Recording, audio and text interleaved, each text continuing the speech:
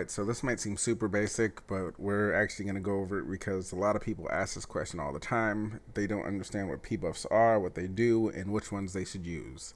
So, first thing that we're going to mention is that pbuffs, as long as they are active, they will work for every character of the same position. So if you get Luther's pbuffs for 7.2 movement speed, and you pick Krista, she's going to have 7.2 additional movement speed.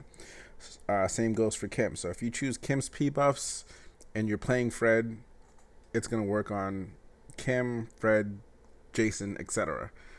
So that's the first thing to know about P-buffs. Secondarily, you can equip 4 at a time, but when selecting P-buffs, you need to keep in mind how it's going to affect all sides of your game. So what I mean by that is that some people would want to do, say, mid-range defense resist for small forward P-buffs, whereas they should be using normal movement speed because normal movement speed works on defense and offense. With that said, we'll hop into it. We'll just go over the basics and we'll pick on which P-buffs are generally used in this meta. So for centers, you want to have Luther and Krista's P-buffs if you like to play defense. That'll give you the maximum movement speed possible. Everyone likes to shoot threes. If that's the case, you want to choose Lee so you can get the additional either 2 silvers or 1 platinum card from the 2 6% 3-point success rates. From there, Jimmy's buff will allow you to have almost the max rebound stat on all of your centers. So that's another good plus. Moving along, you have the power forward. So this is probably the most controversial P-buff selection that there is. You see a lot of 3-point Murdochs with like over 100 success rate. If that's the case and that's what you're going for, you'll want to choose the Clark 3-point shooting P-buffs. So if you're choosing this, you're going to have to give up some movement speed. But in so, they can no longer double team your score or triple team your score. So for the power forwards, you'll want to go with either Clark shooting P-buffs or movement speed, depending on what build you want to use. You want to go with max movement speed. This is probably the first, most essential one as well. Followed by, depending on how you play, you can either go with the low Lulu P-buff for 3.2 3-point success rate, or you can go with Murdoch if you want to do some other different stretch builds, or if you want to use dual speeds. And then Faye is also extremely important. So this is the nature of P-buffs. If, say, a Murdoch has the Faye P-buffs and he has a rebounding card, that Murdoch will more than likely be able to out-rebound any other center besides Jimmy off the bat. So an example is if you get Murdoch, who's generally a bad rebounder, you get Faye's double rebound P-buff, and you equipped a, let's say, 20 rebound stat card. Then that puts Murdoch at approximately 216, around 218, something around there, rebound stat. Whereas Krista, or let's say Luther, goes up to 204. So yeah, that's one thing to remember. From that point, you can also go on some other strange builds. Like I said, power forwards are the most controversial. There are some people who want to use max for long distance dunks defense resist, or there are some people who are purely on defense and they will use Clark for movement speed, they will use max for movement speed, they'll put mid-range on Murdoch so they can shoot a little bit, and they'll use Face for rebounds.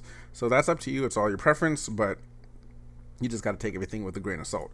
So the next up is small forwards, which is pretty non-negotiable. So with small forwards, you want to have Amanda's movement speed, because like I said, movement speed allows you to play better defense and better offense. For William, you'll have the 7.2 movement speed as well. Carter is a must. So Carter's not a character played by everyone who uses small forward, but if you don't have Carter, you probably should be playing small forward these days. Followed by Rebecca, which if you want to do things like a 3-point Joey, then you definitely want to use the 3.2 3-point shot success rate.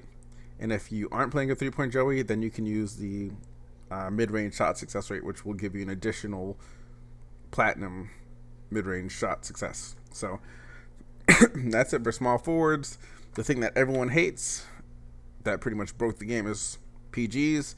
That one's somewhat controversial, but essentially, Little Fox. If you don't have Little Fox and Cindy P5, don't pick point guard. So you want to pick those two. You'll have normal movement speed for them, followed by Professor, because what's the point of having a PG that's super fast to get open if he can't shoot? So you'll choose Professor. You'll go with a 3-point shot success rate pbuffs, which is, again, as I mentioned, either 2 silver cards or it's a platinum. And then Pedro. So you'll either go with the steal success rate, which I actually don't recommend anymore in this meta, or you go with the 3-point shot success rate. So my personal build would be Fox, Cindy, movement speed, Pedro, Professor, 3-point shot success rate. And the reason why I say don't use steal success rate is because in this meta, everyone has like 120 success rate, so swiping is not exactly safe. After that, you have shooting guard. It's essentially the same exact thing as point guard. So I would suggest using double movement speed for Walker and Rin. Jason, you need the 6.3 shot success rate, and Carolina, you use the 3.2 shot success rate. One more thing to mention with P-buffs is the stronger P-buffs are usually locked behind a paywall. So the really good characters will either not have good P-buffs, or they will they'll be characters that are good because they were DLC. So that's why things like Kim, have total trash P-buffs, and the Joeys that everyone plays all day have terrible P-buffs. But yeah, that's pretty much it. Hopefully that helps everyone who keeps posting that question, and have a good one.